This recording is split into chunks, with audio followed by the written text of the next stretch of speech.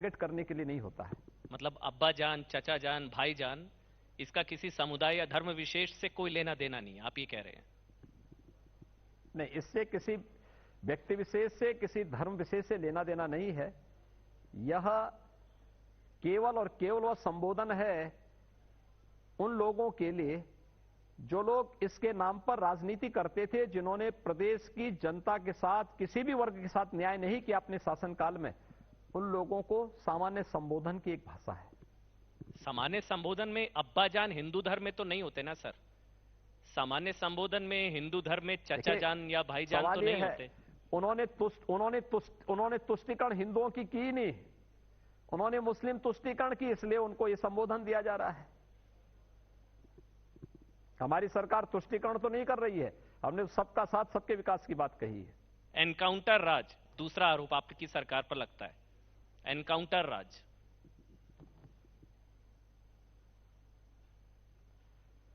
देखिए, पुलिस पर कोई गोली चलाएगा तो पुलिस हाथ पे हाथ धरे रह करके नहीं बैठ सकती। पुलिस सुरक्षा की प्रतीक है और उत्तर प्रदेश का पुलिस बल देश का सबसे बड़ा पुलिस बल है। अगर उसी का मनोबल टूट जाएगा तो 25 करोड़ की आबादी को सुरक्षा कौन प्रदान करेगा? हमारे पुलिस के जवान भी शहीद हुए हैं, इसकी चर्चा नहीं होती। हमारे पुलिस के जवान भी गंभीर रूप से घायल हुए, इनकी चर्चा नहीं होती। लेकिन अगर दुर्दांत माफिया कहीं पुलिस इनकाउंटर की चपेट में आता है तो वह इशू बनता है। मुझे लगता है कि अपराधी और माफियाओं के प्रति सहानुभूति व्यक्त करना हमें बंद करना होगा। वो माफिया मुसलमान निकल आता है, तब आरोप लगते हैं कि आप माफियाओं पर धर्म की वजह से कार्रवाई करते हैं। बुलडोजर राज तीसरा आरोप। देखिए, हर प्रकार के माफिया हैं। देखिए, जिसने सार्वजनिक संपत्ति पर कब्जा किया है, जिसने व्यापारियों की संपत्ति पर कब्जा किया है, जिसने गरीबों की संपत्ति पर कब्जा करके उनको उजाड़ा है, मुझे लगता है कि यह समय का तकाजा है कि ब्याज सहित उसकी वसूली होनी चाहिए और उस पर कार्रवाई होनी चाहिए। सरकार ने कोई भी काम नियम विरुद्ध नहीं किया है। हमने तो केवल उन माफियाओं से वह संपत्ति वापस ली है जो संपत्ति उन्होंने अनैतिक और अवैध तरीके से किसी गरीब का, किसी व्यापारी का या किसी सार्वजनिक संपत्ति पर कब्जा किया है, तो उसको संपत्ति उसकी वापस ली। और कुल अभी 2000 करोड़ रुपए की संपत्ति हम लोगों ने भी वापस ली है। अभी मुझे लगता है कि बड़ी संपत्ति वापस लेनी बाकी है और इस पर हमारी कार्रवाई निरंतर चल रही है। योगी आदित्यनाथ जी, मैं पॉलिटिकल सवाल और लूंगा आपसे प्रियंका फैक्टर को लेकर। गठबंधन, आपके खिलाफ गठबंधन भी तैयार हो रहा है ओवैसी को लेकर। लेकिन इस एक सवाल आपसे बीच में पूछ रहा हूं, राजनीतिक नहीं है। प्रधानमंत्री के साथ आपकी फोटो जो आपने ट्वीट करी थी, वो तस्वीर से बड़ी तिलमिलाहट पैदा हुई थी पॉलिटिकल सर्कल्स में। उस तस्वीर का थोड़ा राज बताइए ना, क्या कहानी उस तस्वीर की? देखिए, प्रधानमंत्री मोदी जी हम सब के अभिभावक हैं, देश के अभिभावक हैं, हम सब के अभिभावक हैं, मार्गदर्शक हैं।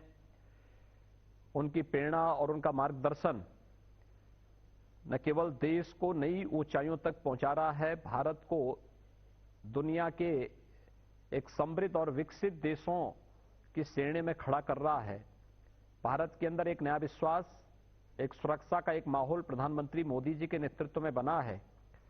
उत्तर प्रदेश में हम लोगों को जो भी सफलता प्राप्त हो रही है, ये प्रधानमंत्री मोदी जी का मार्गदर्शन और उनकी प्रेरणा है। चाहे वह प्रयागराज के दिव्य और भव्य कुंभ को एक सुरक्षित, सुव्यवस्थित और स्वच्छता की प्रतीक के रूप में स्थापित करने का रहा हो जी, चाहे उत्तर प्रदेश में व्यापक निवेश के माध्यम से करोड़ों लोगों को रोजगार देने के कार्यक्रम से जुड़ा हुआ हो, ये सभी प्रधानमंत्री मोदी जी के नेतृत्व में उत्तर प्रदेश के अंदर चल रहा है।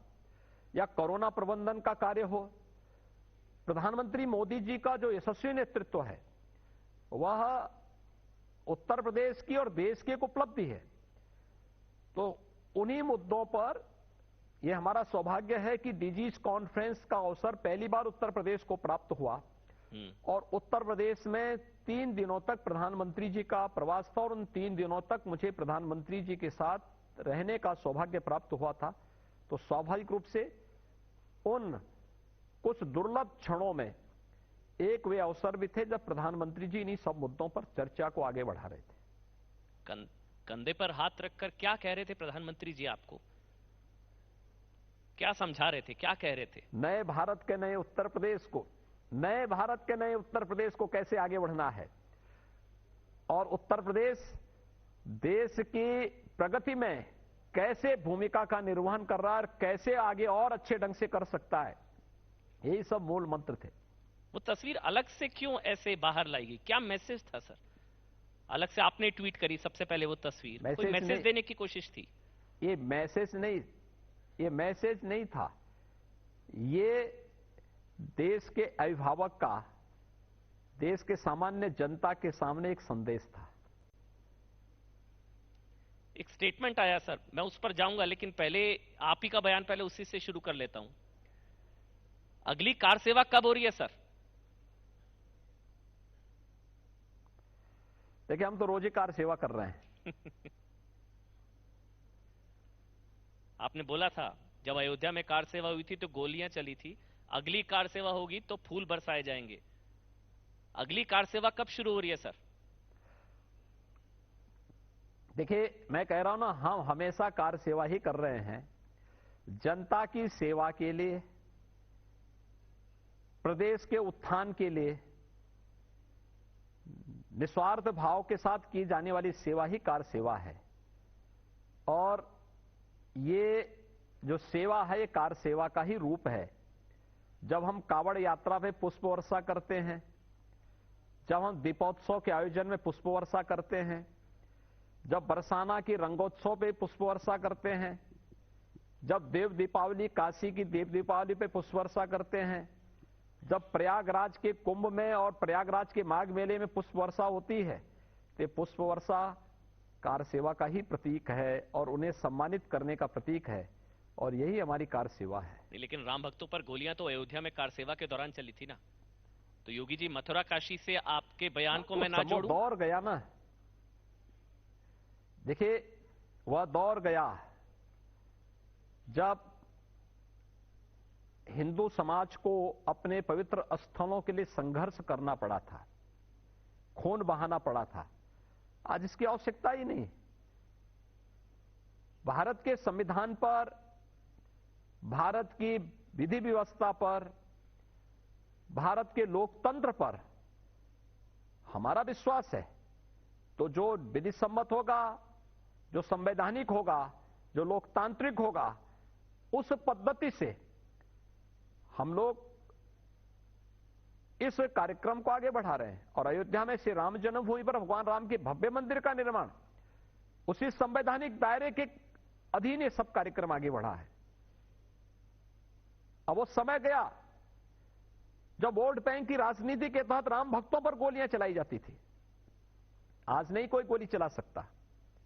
आज तो भगवान राम का भव्य मंदिर का निर्माण हो रहा है। प्रधानमंत्री मोदी जी ने 5 अगस्त 2020 को अयोध्या में भगवान राम के भव्य मंदिर का शुभारंभ कर दिया है। अब कहां से गोली चलाने की बात आएगी? तो रामलला हम आएंगे के बाद अब कृष्ण लला हम आएंगे। देखिए, मथुरा में तो कृष्ण की ही पूजा होती है। मुझे लगता है जो मथुरा नहीं गया होगा, मैं तो हर साल 2-3-4 बार जाता हूं। हमने ब्रज तीर्थ विकास परिषद का गठन किया है। मथुरा का ही नहीं, वृंदावन का भी, बरसाना का भी, गोकुल है, नंदगांव है, बलदेव है, इन सभी तीर्थों का विकास हम लोग कर रहे हैं। ईदगाह भी है। और वहां पर जब मैं जाता हूं तो वहां पर भगवान कृष्ण की ही पूजा करके आता हूं, राधा रानी की उपासना करके आता हूं। तो आप कृष्ण लीला की बात कहां से? कृष्ण लीला तो वृंदावन के कण-कण में हमने कृष्ण का वास माना है। तो वहां पर इस बात की कोई बात, इस प्रकार की कोई चर्चा ही नहीं। वहां पर तो हमेशा वहां पे जय श्री कृष्ण ही होता है। वहां पे राधे राधे की बात कोई करता है। वहां कोई दूसरी चर्चा होती ही नहीं।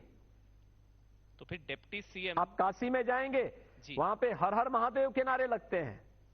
आप अयोध्या में जाएंगे, जय श्री राम के नारे लगते हैं। आप प्रयागराज में जाएंगे, वहां पे हर हर गंगे के नारे लगते हैं। यही उत्तर प्रदेश है। तो फिर उप मुख्यमंत्री केशव प्रसाद मौर्य किस तरफ इशारा कर रहे थे जब कह रहे थे कि काशी जारी है, मथुरा की आगे बारी है? देखिए, ये विकास से जुड़ी हुई बात हो सकती है, मेरी इस पे चर्चा नहीं हुई, लेकिन मुझे लगता है विकास से जुड़ी हुई बात हो सकती है कि मथुरा, अयोध्या, मथुरा, काशी, प्रयागराज, विंध्यवासिनी धाम और अन्य सभी तीर्थों का 700 ऐसे प्रमुख तीर्थों का हम लोगों ने प्रदेश में विगत 5 वर्ष के दौरान विकास किया है। ये उसी का पार्ट है। अयोध्या है, मथुरा है, काशी है, ये हमारी सप्तपुरियों में भी आती है। अच्छा, तो विकास तो हर एक जगह हो रहा है, वहां का आध्यात्मिक, वहां का सांस्कृतिक, वहां का भौतिक, हर प्रकार का विकास होना चाहिए। समग्र विकास की प्रक्रिया के साथ जोड़ना है और उस समग्र विकास की प्रक्रिया के साथ जोड़ने की एक कार्रवाई हमारी है। और उसके बाद अगर एक जगह हमने कुंभ के समय प्रयागराज का समग्र विकास किया, प्रधानमंत्री मोदी जी के नेतृत्व में काशी आज नए कलेवर और नई काया के साथ विश्व पटल पर छा रही है। आदित्यनाथ जी, अयोध्या समग्र विकास की दिशा में आगे बढ़ रही है। उप मुख्यमंत्री ये कह रहे थे कि काशी में विकास जारी है, मथुरा में आगे विकास की बारी है।